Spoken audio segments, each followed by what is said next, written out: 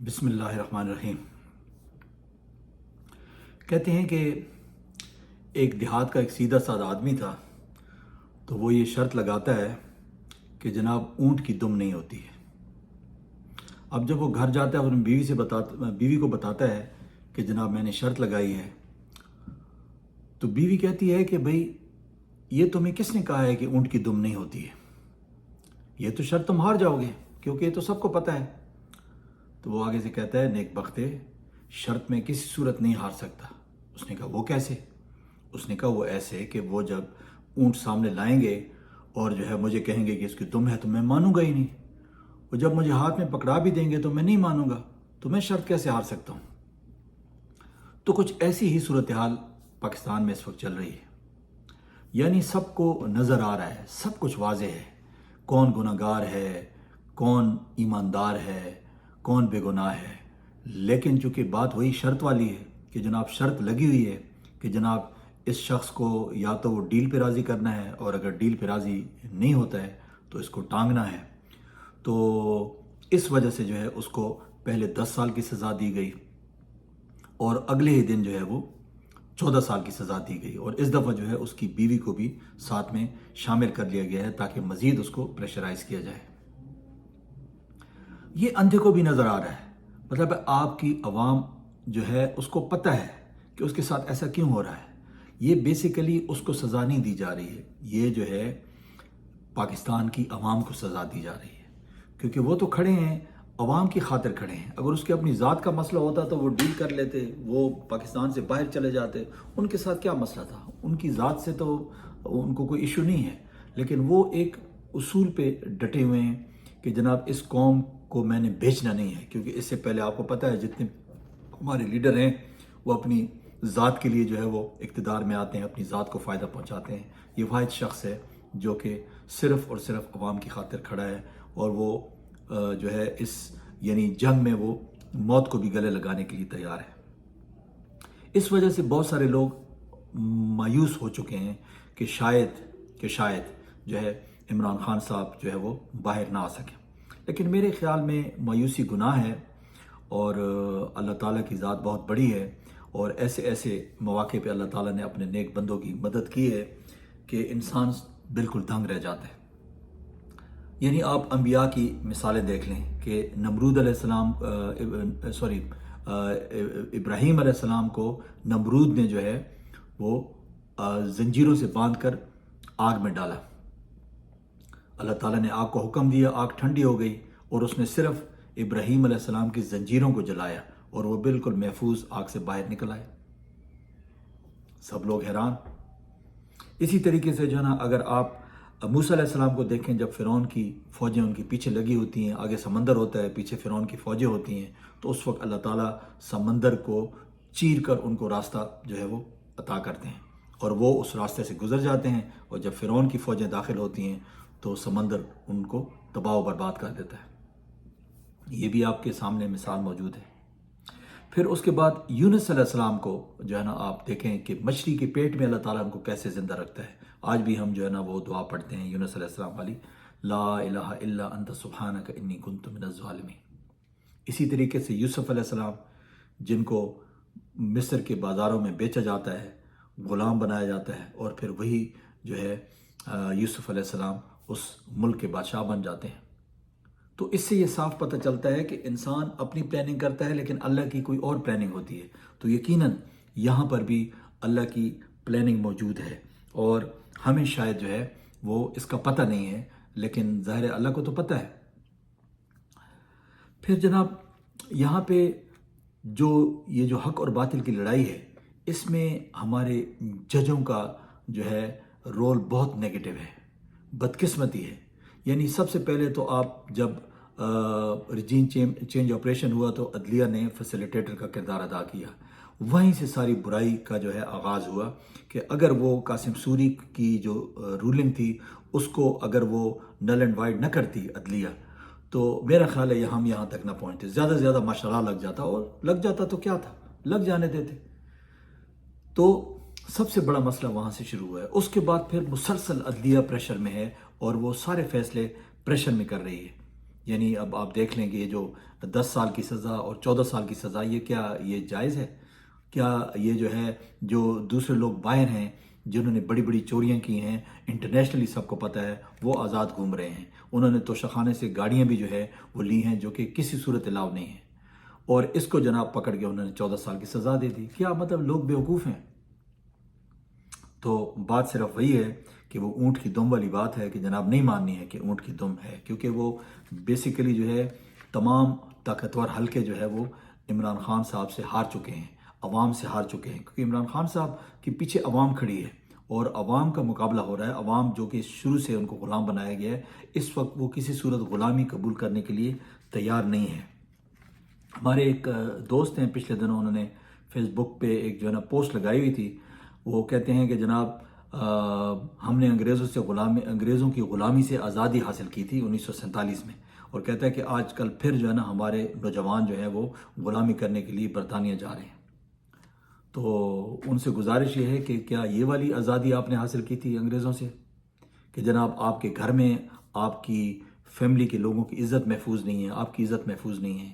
جناب پولیس آتی ہے آپ کے گھر میں چھاپے مارتی ہے، توڑ پھوڑ کرتی ہے، عورتوں کے ساتھ جو ہے نا بدسلوکی کرتی ہے، ان کے گریبان میں ہاتھ ڈالتی ہے، آپ کو گھسیٹ کے لے جاتی ہے، اور پھر جناب عدالتوں میں آپ کو یا تو پیش کر دیا جاتا ہے یا پھر آپ مسنگ پرسن ہو جاتے ہیں، اور پھر عدالتوں سے آپ کو سزائیں بھی ہو جاتی ہیں، اور یا پھر آپ سے پریس کانفرنس کروا لی جاتی ہے۔ کیا یہ آزادی ہے؟ اس سے تو پھر وہ جو لوگ مغرب میں غلامی کرنے جا رہے ہیں وہ تو پھر بہت بہتر ہے، کیونکہ ان کے ساتھ تو یہ سب کچھ نہیں ہوتا۔ مستنصر حسین تارڑ جو ہیں وہ بہت ہی مشہور جو ہے شخصیت ہیں، ادبی شخصیت ہیں۔ وہ کہتے ہیں کہ فرعون جو تھا وہ ایک وقت میں جو ہے وہ موجود تھا، نمرود اپنے وقت میں موجود تھا، لیکن آج کل پاکستان میں آپ کو ہر جگہ فرعون بھی نظر آتا ہے، آپ کو ہر جگہ نمرود بھی نظر آتا ہے، یعنی یہ ظالم اور جابر لوگ جو ہیں وہ آپ کو ہر جگہ نظر آتے ہیں۔ آپ کہیں پہ چلے جائیں آپ کو جو ہے یعنی جو بھی طاقتور ہوگا وہ فرعون بن جائے گا، وہ نمرود بن جائے گا۔ تو ہمارے معاشرے کا تو یہ حال ہے۔ تاریخ ہمارے معاشرے میں بھری پڑی ہے ظلم کی یعنی داستانوں سے۔ یعنی آپ دیکھیں کہ مشرقی پاکستان میں جو کچھ ہوا، اگر مجیب الرحمان کو حکومت بنانے دی جاتی تو کون سی قیامت آ جاتی،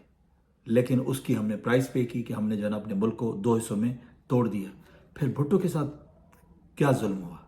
یعنی آپ زیادہ سے زیادہ اس کا مطلب ہے کہ عدالتی آپ نے جو ہے اس کا عدالتی قتل کیا ہے نا، آپ زیادہ سے زیادہ اس کو جو ہے مطلب کیا سزا دے، 2-3 سال کی سزا دے سکتے تھے یا 14 سال کی سزا دے سکتے تھے، یعنی کسی صورت بھی جو ہے وہ سزائے موت نہیں بنتی تھی، لیکن اس کا عدالتی قتل کیا گیا کیونکہ آپ نے جو ہے وہ طے کر لیا تھا کہ جناب اس کو سزا دینی ہے۔ لیکن اس وقت وہ باتیں چھپ جاتی تھیں، اس زمانے میں آپ کو پتہ ہے میڈیا اتنا اسٹرانگ نہیں تھا۔ پھر اسی طریقے سے قدیر خان کے ساتھ آپ نے کیا کیا؟ ایک بندہ جو ہے جس نے پاکستان کو ایٹم بم دیا، اس کو جو ہے آپ نے اس کی تذلیل کی، اس سے پریس کانفرنس کروائی، ایک ناکردہ گناہ کی۔ فاطمہ جناح کے ساتھ آپ نے کیا کیا؟ اس کی آپ نے تذلیل کی، اپنے محسنوں کے ساتھ آپ نے یہ سلوک کیا۔ اور آج کل آپ عمران خان کے ساتھ کیا کر رہے ہیں؟ یعنی وہ شخص جو کہ جس نے آپ کو ورلڈ کپ جتوایا، وہ شخص جس نے پاکستان کا نام روشن کیا دنیا میں، وہ شخص جس نے آپ کو کینسر ہسپٹل 1 نہیں 2 نہیں 3 کینسر ہسپٹل دیے، آپ کو نمبل یونیورسٹی دی، اور ابھی تک وہ لگا ہوا ہے۔ یعنی ایک آدمی اپنی زندگی میں کتنے فلاحی کام کر سکتا ہے، وہ ابھی تک اس نے ختم نہیں کیا، وہ لگا ہوا ہے۔ اور پھر 2 پارٹی سسٹم کو اس نے توڑا اور ایک تیسری پارٹی لے کر آیا۔ وہ ایسا لیڈر دنیا میں ہوتا تو پتہ نہیں دنیا اس کو جو ہے پتہ نہیں اپنے سر پہ بٹھاتی، اور بدقسمتی سے ہمارے ملک میں جو ہے اس لیڈر کے ساتھ یہ سلوک ہو رہا ہے۔ اسی لیے وہ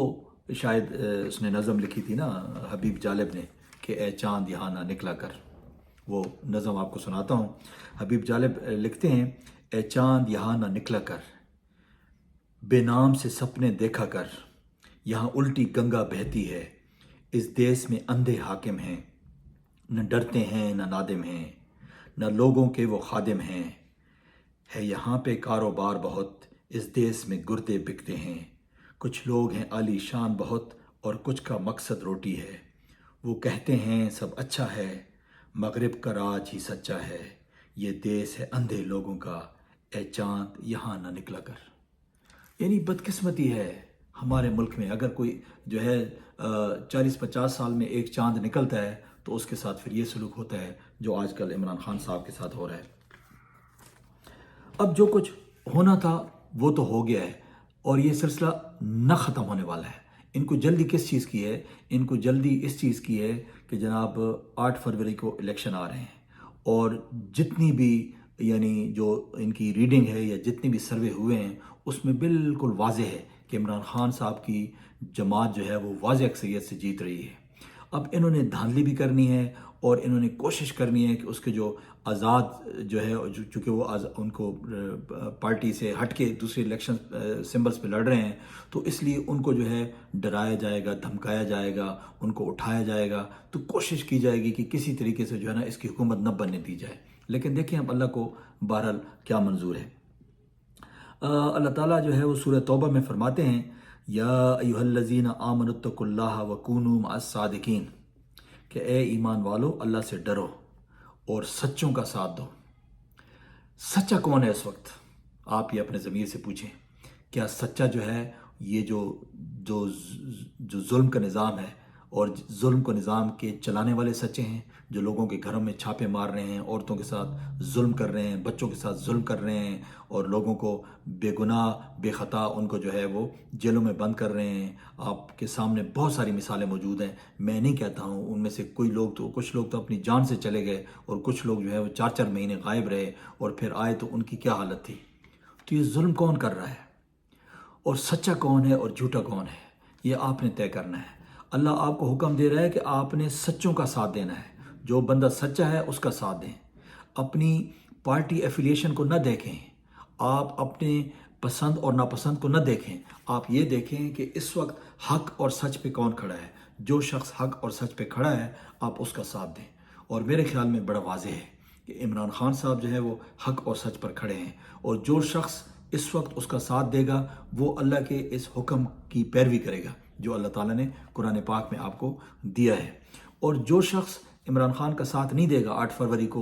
ووٹ ڈالنے نہیں جائے گا یا اس کے مخالفین کو ووٹ دے گا، تو میں یہ سمجھتا ہوں کہ وہ حق کے خلاف جائے گا، وہ اللہ تعالیٰ کے حکم کے خلاف جائے گا، اور یقیناً جو ہے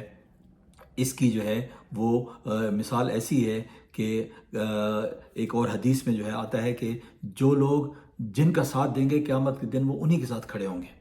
تو اس لیے قیامت کے دن جو ہے وہ بھی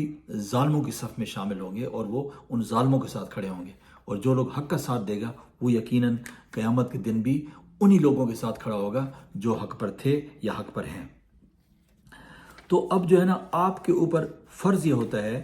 کہ جس طریقے سے انہوں نے ضد بنا لی ہے کہ عمران خان صاحب کو انہوں نے ٹانگنا ہے، چاہے وہ سائفر کیس میں ہو، چاہے وہ توشہ خانہ ہو، یا وہ 200 اور کیسز ہیں، تو انہوں نے اس کو نہیں چھوڑنا ہے۔ ان کی یہ ضد ہے، آپ کی یہ ضد ہونی چاہیے کہ آپ نے عمران خان صاحب کو باہر نکالنا ہے، اور عمران خان صاحب کو باہر نکالنے کا ایک واحد ذریعہ یہی ہے کہ آپ جو ہے 8 فروری کو ہر صورت نکلیں اور عمران خان صاحب کے حق میں ووٹ کاسٹ کریں۔ اگر آپ کا ووٹ کہیں ادھر ادھر بھی یعنی ٹرانسفر کر دیا گیا ہے تو آپ نے وہاں بھی پہنچنا ہے اور اپنا ووٹ ڈالنا ہے، کیونکہ یہ ووٹ ڈالنے کا مطلب ہے کہ آپ ایک بے گناہ کو جو ہے آپ اس کو بچانے کی کوشش کریں گے، اور یہ جہاد ہے، اور اس کا آپ کو بہت بڑا اجر ملے گا۔ اس کے علاوہ میں یہ آپ کو بتا دوں کہ عمران خان صاحب نے اب نظام کو اندر جا کے سارا سٹڈی کر لیا ہے۔ اگر عمران خان صاحب اس وقت جیت جاتے ہیں اور وہ باہر آتے ہیں تو یقین کریں کہ پاکستان میں ایک انقلابی تبدیلی آئے گی۔ ایک تو یہ ہے کہ ظالموں کے جو ہے وہ ہاتھ جو ہے وہ یعنی ان کو روک دیا جائے گا ظلم کرنے سے، وہ ظلم نہیں کر سکیں کیونکہ ان کی طاقت کم ہو جائے گی، اور طاقت کم ہونی چاہیے۔ اس کے بعد جو ہے جو جیلوں میں بے گناہ لوگ پڑے ہوئے ہیں اور جو ان کے ساتھ ظلم ہو رہا ہے، کئی سالوں سے پڑے ہوئے ہیں، ان کے کیس عدالتوں میں نہیں لگ رہے ہیں، تو یقیناً جو ہے ایسی آئین سازی ہوگی کہ ان بے گناہ لوگوں کا بھلا ہوگا، ان کے کیسز جو ہیں وہ بہت جلد چلیں گے، بہت جلد انصاف کا جو ہے وہ یعنی بول بالا ہوگا۔ اس کے علاوہ ججوں کی جس طرح سلیکشن ہوتی ہے کہ سارے بکاؤ جج جو ہیں وہ جس طرح سلیکٹ ہو کے آ جاتے ہیں اور ظلم کرتے ہیں، ان کا راستہ روکا جائے گا، اور اچھے اور نیک ججوں کو جو ہے نا آگے لایا جائے گا، کیونکہ یہ سب چیزیں عمران خان صاحب خود فیس کر چکے ہیں۔ تو یہ ایک بہت بڑی تبدیلی کا دن ہوگا۔ تو یہ آپ کی ذمہ داری ہے کیونکہ جب ظلم جو ہے ایک انتہا کو پہنچ جائے تو اس کو روکنا جو ہے وہ بہت ضروری ہو جاتا ہے۔ تو حبیب جالب جو ہے ایک اور نظم میں یہ کہتے ہیں کہ ہر شخص اپنے سر پر کفن باندھ کے نکلے۔ میرا خیال ہے انہوں نے شاید یہ 8 فروری کے بارے میں ہی کہا ہے۔ ہر شخص اپنے سر پر کفن باندھ کے نکلے، حق کے لیے لڑنا تو بغاوت نہیں ہوتی۔ حق کے لیے لڑنا تو بغاوت نہیں ہوتی، یعنی جب حق اور باطل کی لڑائی آ جائے تو انسان کو سر کے اوپر کفن باندھ کے نکلنا چاہیے، کیونکہ یہ لڑائی نہیں ہے، یہ تو آپ حق کے لیے لڑ رہے ہیں، یہ تو جہاد ہے۔ تو آج آپ سے اتنی ہی گزارش کرنی تھی، تو دعا میں یاد رکھیے گا، اپنا بہت بہت خیال رکھیے گا، اور 8 فروری کو جو ہے آپ نے حق کے لیے نکلنا ہے، ہر صورت نکلنا ہے۔ اللہ حافظ۔